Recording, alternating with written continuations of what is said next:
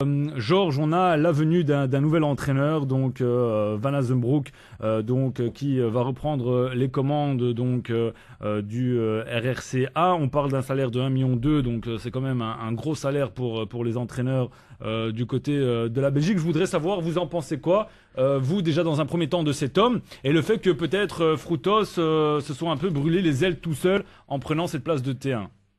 Je dirais ceci, c'est que quand on vous donne l'opportunité qu'on l'a donnée à l'entraîneur qui a démis, l'occasion de prouver des choses, je pense qu'il doit rester dans cette philosophie. D'accord. Même si ce n'est que 4 mois, même si ce n'est que 3 mois, il faut se donner à fond. Et ça, j'avais l'impression qu'il manquait tout le temps quelque chose. Mhm. Aller au fond des choses. Et là, j'ai été vachement un petit peu déçu parce que je m'attendais, de sa part en tous les cas, à mieux motiver encore les joueurs. Les joueurs. Tu sais, quand tu es pris à la gorge, tu as envie de tuer les autres. Mhm. Et j'ai pas ce sentiment-là aujourd'hui quand je vois jouer Anderlecht. Moi, j'ai mal à mon ventre. Georges, nous avons Mbo Mpenza, quelqu'un que vous devez bien connaître au téléphone. Bonsoir Mbo. Bonsoir, bonsoir à tous. Comment allez-vous? Très bien. Mais écoutez, Ça va, avant tout va bien. de vous faire, on va dire, fusiller par nos amis ici autour de la table et surtout quelques-uns que vous connaissez très très bien, moi je voulais avoir votre réaction ici à froid de cette rencontre et du 1-0 d'Anderlecht. Sincèrement, je pense que le match est tout à fait reflète exactement la physionomie des deux. Reflète exactement la physionomie des deux équipes, c'est-à-dire que deux équipes complètement malades, et ça ne m'étonne pas qu'on n'ait pas vu un football chatoyant qu'on aimerait bien voir depuis des années Anderlecht. Il suffit de voir le classement des deux équipes. Donc au final, moi je suis déçu parce que on reste tous sur notre faim, parce qu'on veut voir un superbe beau match quand c'est deux belles équipes. Et là, bon, ça reflète tout à fait le fait qu'ils sont très très mal l'une comme l'autre. Et puis, bien sûr, comme on dit tout le temps, Anderlecht surgit au dernier moment, et c'est ce qui s'est passé hier. Mbo Mpenza, avant de vous laisser face à votre frère qui est ici sur le plateau, il y a Saïd Adouche qui est à ma droite, qui a une question pour vous. Bonjour Émile. Non, Mbo. Mbo, excuse-moi. Excuse-moi, tu vois, il y a Émile. Émile, il nous a ensorcelés ici, tu sais. C'est vraiment un grand marabout, Émile. Donc, la première des choses que je voudrais parler, je pense que tu as entendu l'émission, et il y a quelqu'un que j'apprécie beaucoup, c'est Philippe Saint-Jean. Il a parlé d'une chose aujourd'hui, c'était le noyau. C'était le noyau, c'est là le problème qui touche. Notre première émission Arabelle, c'était laquelle, Jordi? Le noyau. Le noyau. Vous voyez bien que tout part Je du suis noyau. un Saïd. Je veux dire une chose. Il y a une chose qu'il faut attendre aujourd'hui, c'est qu'il faut réserver aujourd'hui à l'hôpital Mercato, dans 2 mois, pour qu'ils puissent amener les chirurgiens, les malades. Aujourd'hui, qui sont? Donc, ils savent qui doit acheter. Aujourd'hui, ils doivent se frotter les mains. Quand on voit une équipe malade comme Anderlecht et comme le Standard, on sait très bien que la solution sera le Mercato. Et encore acheter à la boulevard de l'Aventure. Mbo, une réaction sur les propos de Saïd Adouche. Mais c'est comme je disais, ce sont des équipes malades. Et c'est vrai, quand les équipes sont malades, au départ, ce qu'il faut regarder, parce que le pauvre Frutos, on lui donne une équipe qui, pour moi, franchement, n'est pas complète, n'est pas homogène. Weller, ok, il a peut-être mis de l'or dans le vestiaire, moi j'ai pas de souci avec ça, mais à un certain moment, peu importe, quand on est chef d'entreprise, quand vous virez des gens, vous devez au moins être sûr d'avoir le remplaçant. Et ici, il a viré des jeunes, et ceci et cela, tout le monde était content, oui, et voilà, au final, l'année passée, il ne jouait pas bien, mais il termine champion, donc on peut se taire et féliciter. Et cette année, il ne joue pas bien, il ne gagne pas, il le vire.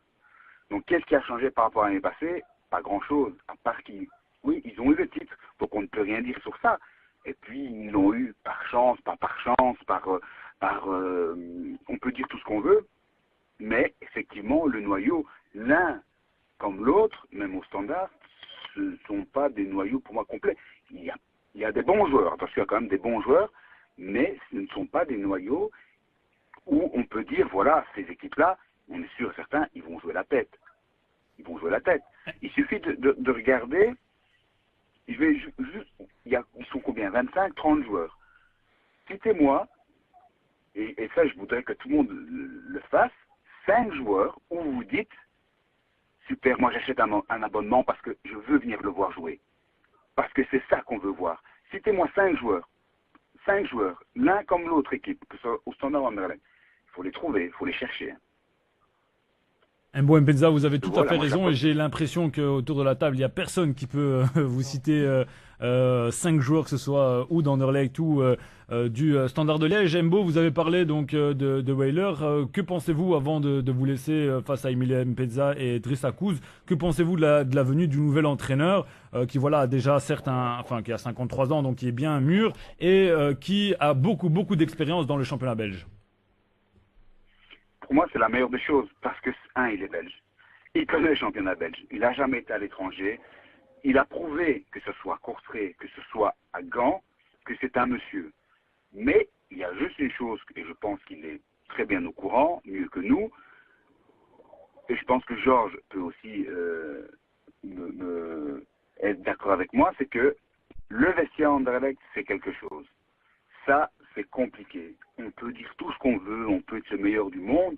Le vestiaire d'Anderlecht est compliqué à gérer. L'ego, pas l'ego, il faut oublier que c'est un club bruxellois, néerlandophone, francophone, tout ce qu'on veut, et tout ça, ça rentre en ligne de compte.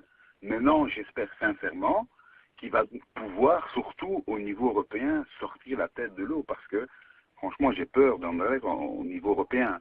Championnat belge, je pense que, voilà, il n'y aura pas trop de problèmes. Quand on voit encore hier, quand on voit encore à Waasland, même quand ils jouent mal, ils parviennent à prendre les 3 points. Donc voilà. Donc là, moi, j'ai pas trop peur, mais au niveau européen, moi, j'espère qu'on va pas être ridicule, parce que il faut quand même rester aussi fier de porter le maillot anderlechtois. Et pour l'instant, quand on voit la claque qui se sont prises contre le Celtic, voilà, c'est pas ce qu'on veut voir. Maintenant, l'entraîneur qu'ils ont, pour moi, franchement, c'est un superbe choix. Mais le vestiaire, c'est autre chose. Mbo Mpeza, on le rappelle, vous avez aussi porté les couleurs d'Anderlecht dans les années 2004 jusqu'à 2008. Ici, on a Driss Akuz qui a une petite réaction à vous faire. Bonjour Mbo. Salut Driss. Ouais, excuse-moi, voilà. Je veux te poser une question, s'il te plaît, Mbo. Tu vois, parce qu'on parle des joueurs, mais tu penses pas que derrière les joueurs, il y a un staff, il y a un comité, un président, il y a un manager sportif et tout. Tu penses que les sélections des joueurs, parce que moi je te dis, je ne pense pas que les joueurs ont mis le couteau sous la gorge pour pouvoir jouer aussi bien en Anderlecht qu'au Standard. Donc tu penses pas qu'il y aurait un autre problème qu'on dit toujours les joueurs sur le terrain? Parce que quand un joueur monte sur un terrain, c'est toujours pour se donner à fond et ne pas se taper la honte sur un terrain. Tu es bien d'accord avec moi? Donc moi, une question que je te pose, penses-tu pas qu'il y aurait un problème autre que joueur? Là, moi je suis d'accord avec toi. Il y a juste une chose que tu dois savoir, c'est que je vais prendre le joueur qui joue en 4e provincial, voilà, plus mauvais des mauvais. Je vais le prendre pour aller jouer à Anderlecht. Est-ce qu'il aura le niveau? Non, il n'y aura pas de niveau. Mais le joueur, il va se donner à fond. Pour lui, il va se donner à fond, mais il n'y a pas de niveau. Donc il va être mauvais. Mais pas pour lui, mais pour le monde extérieur, il va être mauvais parce qu'il y a le niveau de 4e provincial. Le joueur, il ne va pas dire de ne pas aller à Anderlecht. Au contraire, il va venir. Donc le mal est plus loin que ça. Voilà. Le mal est que il faut qu'il y ait des gens qui puissent prendre des joueurs qui valent vraiment la peine de jouer en Anderlecht. Et donc, à un certain moment, c'est ce qu'on disait depuis le départ. Les noyaux ne sont pas assez compétents, compétitifs pour, pour jouer le titre, et 2, pour promouvoir du beau football. Parce qu'il faut oublier qu'en Anderlecht ou au Standard, ce qu'on veut, c'est un des titres, de le beau football pour amener les supporters et tout ça. Ça a un lien complet. Donc, à un certain moment, les joueurs, moi, je n'accable même pas les joueurs. Les joueurs, ils n'ont pas le niveau, qui sont là, c'est parce qu'on a été les chercher. On les a payés très cher, mais ils sont là. Donc, après, à un certain moment, il faut savoir ce qu'on veut. C'est pour ça que je vous ai posé la question tout à l'heure au début. Donnez-moi 5 joueurs que vous dites, oui, c'est super, moi, je viens voir jouer ce joueur. C'est compliqué, hein. Donc, voilà. Et pourtant, 5 sur 30, c'est pas énorme. On parle d'Anderlecht, on parle du Standard, hein. Pas énorme. Bonjour mon marabout, parce qu'apparemment je suis le marabout à l'émission. Toi tu es mon marabout frère. J'avais une question. T'as pas remarqué qu'il n'y a plus des attaquants spécifiques comme toi, comme Syria, comme Mbokani, qui demandent le ballon derrière la défense pour se faire mal? Pas comme moi. Comme moi un petit peu. Voilà. Un petit peu alors. N'hésite pas, Émile. Installe-toi. Mbo, une réponse? Qu'est-ce que tu penses? Ça a coupé en fait. J'ai pas entendu la fin. Je disais, t'as pas remarqué qu'il n'y avait plus des attaquants de spécifiques comme moi, comme toi, comme Syriac et Mbokani, qui demandent le ballon pour se faire mal derrière la défense? Le souci, c'est que voilà, trouver des attaquants déjà de ton style, ça coûte beaucoup d'argent, mais beaucoup d'argent, surtout maintenant, quand on voit les prix des joueurs. Donc ça, c'est une chose. Deuxièmement, il faut trouver les bons managers pour trouver, parce que dans les clubs tels que ce soit au Standard ou Anderlecht, ils ont du mal à trouver les bons joueurs à des prix très raisonnables. Et puis c'est tout un système, que ce soit au niveau du Standard, Sapinto, voilà, il connaissait pas son noyau spécialement, il voulait tel ou tel style de joueur, c'était compliqué. Voilà, il n'a pas encore su trouver ses joueurs offensifs, puisque à vocation offensive, parce que le Standard, hier, 0 tir cadré, c'est quand même exceptionnel. 0 tir cadré, ça c'est très fort. Et Anderlecht, il marque aussi très peu, parce que quand on voit même, je vais prendre, c'est pas un attaquant, mais ils ont été achetés Sancho.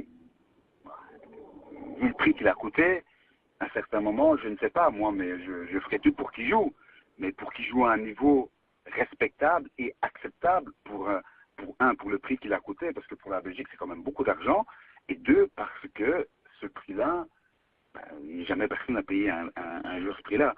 Donc voilà, pour moi, je trouve qu'à un certain moment, on n'arrive pas à avoir de bons recruteurs qui permettent justement aux entraîneurs de se dire, voilà, ça c'est un bon achat, nous on va essayer de jouer dans ce système-là, et ce système-là, cet attaquant-là, devra performer à la façon dont nous on l'a vu jouer, et pas l'inverse. Et pas le joueur veut jouer comme il a envie parce que il pense que c'est la plus grande star. Donc, mais il y a un joueur moi qui m'a vraiment plu hier. Pourtant, je suis pas du tout fan. C'est Teodorci. Il m'a vraiment plu parce que voilà, il n'est pas en confiance par rapport à la saison passée, mais il s'est procuré lui-même des occasions. Pourtant, je suis pas fan du tout, mais voilà. Et j'ai été déçu parce que le Frutos le sort justement.